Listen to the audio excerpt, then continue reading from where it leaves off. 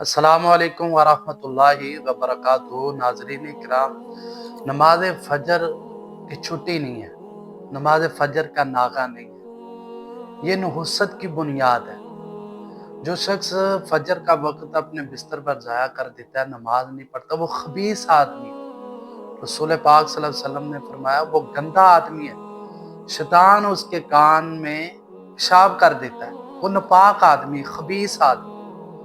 تو ناظرین کرام، نماز فجر ضائع نہ کریں، ساری نمازیں پڑھیں لیکن نماز فجر کو ضائع نہ کریں۔ یہ برکت کا وقت ہے، نور کا وقت ہے، رحمت کا وقت ہے، فرشتوں کی نزول کا وقت ہے۔ میں ایسے گھروں کو جانتا ہوں جو نہ باپ نماز پڑھتا ہے، نہ ماں پڑھتی ہے، نہ آگے اولاد پڑھتی ہے، سارے کے گھر کا گھر، ٹبروں کا ٹبر، ٹولوں کا ٹولے، سارے بے نمازی فجر کا بستر پر اپنی فجر کی نماز ضائع کرتے تھے۔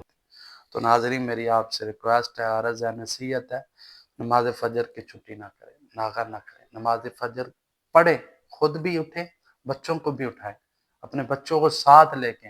اللہ ہمیں فجر کی نماز پڑھنے کی توفیق عطا فرمائے، وما توفیقی الا باللہ۔